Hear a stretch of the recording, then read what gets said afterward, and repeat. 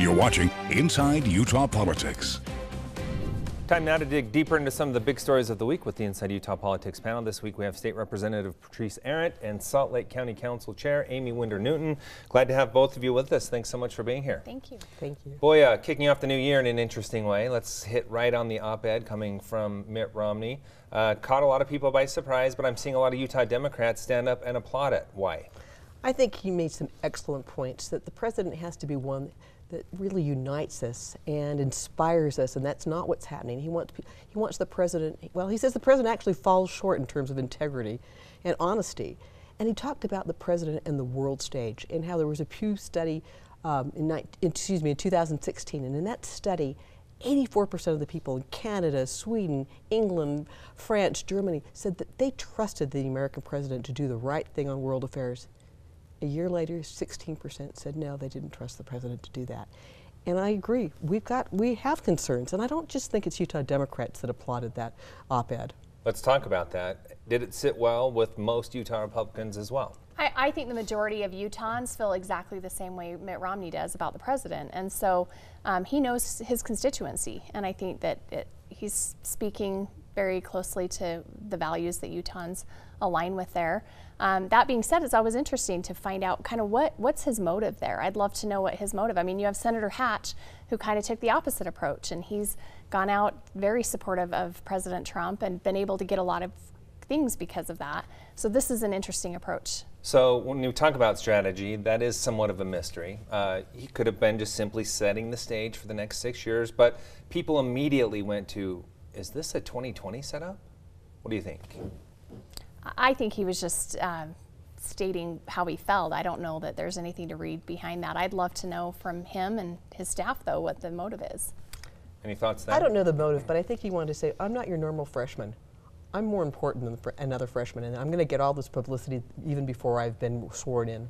Let's talk about that, because that alone just is kind of mind-blowing. He comes into the Senate before he's even sworn in, writes an op-ed, and everyone across the country is talking about it. What does that say about the role he'll play in the Senate? He's certainly not your average junior senator, that's for sure. Okay, but does that bode well for the state of Utah, that he already has that stage? I think so. I think it's a good thing for our state. I think he brings a lot of clout. I think he'll be able to get things done, and he understands how things work, and so I think it's good for Utah. What role do you see Mitt Romney playing in the Senate? I think he's going to play a prominent role. I hope that he'll be there to really help Utah, just like the other members of our delegation.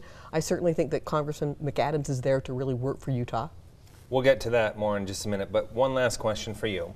We also saw backlash from Republicans. His own niece, the chair of the Republican National Committee, came out and said it was an attack and that she was disappointed and that it's unproductive. So we also saw some, well, even President Trump said, I'd like to see him be more of a team player. What about the idea of trying to come together instead of coming out the way that he did? You know, I think that's a great point, and that we do want people who are collaborative. I didn't read into his op-ed any sort of sign that he wasn't willing to be collaborative. I think he was simply stating his views on the president's character and some of the things that he saw along those lines, but I still think the door's open for Mitt Romney to go in and be a collaborative player on the national stage. And he's also made it clear that though he opposes the character, he's with them on a lot of policy issues. Okay, let's move over to the House. Democrats taking control. How do you see that playing out over the next couple of years? Well, I think balance in government is good, and I hope that people will, all people in Washington, the Congress, I hope they all get the idea that we want to see them get something done. The American public doesn't want them just back there bickering, shutting down government, not getting things accomplished, and they're going to have to work together.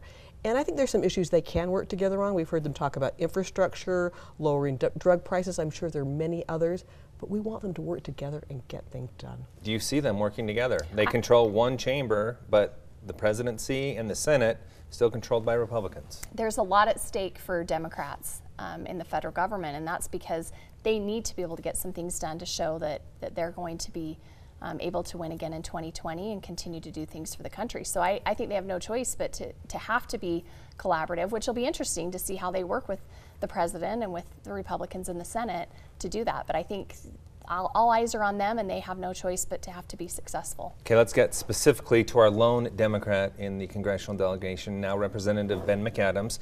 We've already seen him follow through on one campaign promise, and that would be that he would vote no for Speaker Pelosi, even though she had the votes anyway.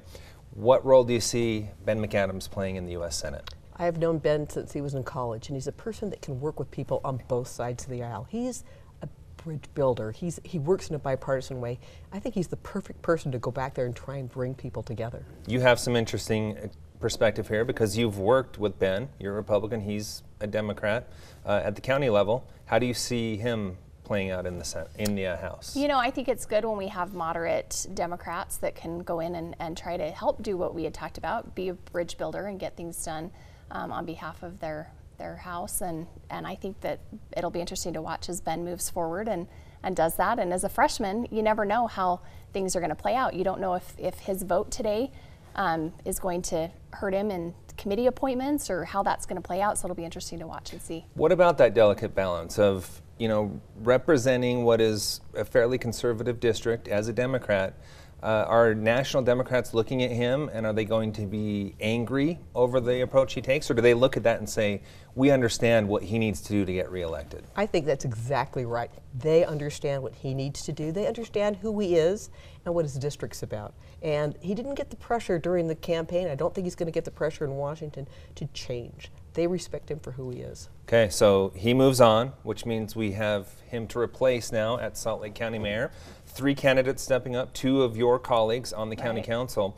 What do you expect to see come down as this process plays out? They're going to vote later this month. Yeah, and it's hard to anticipate what Central Committee members of the Democratic Party are going to do. I mean, you have Shireen Ghorbani, who ran a great race against Chris Stewart, but has no county experience.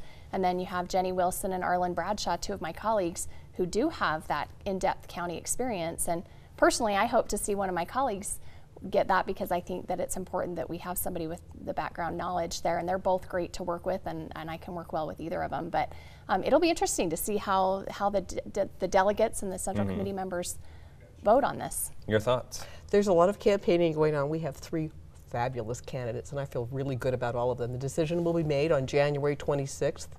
And possibly we may have another decision to make after that if one of our county council members becomes mayor. That's true. Yeah. It's kind of the trickle effect, isn't Absolutely. it? Okay, so, I mean, you could really make an argument for all 3 of them. Is this a race that you can say that person's going to win at this point? I can't say that. I have no idea. Patrice might have a better feel. My crystal ball's not working today. I think going into it, certainly Jenny Wilson has some advantages, but so do the others. Arlen, who was my intern, and I've known him for a long, long time, smart guy. And Shireen ran a campaign that she already met a lot of these delegates, so it's going to be very interesting. My crystal ball never works, by the way, so if yours is just down today, you're better off than I am. All right. Great conversation. Thanks so much for being here. Appreciate it. Thank you. Stay with us. We'll be right back with more Inside Utah Politics right after the break.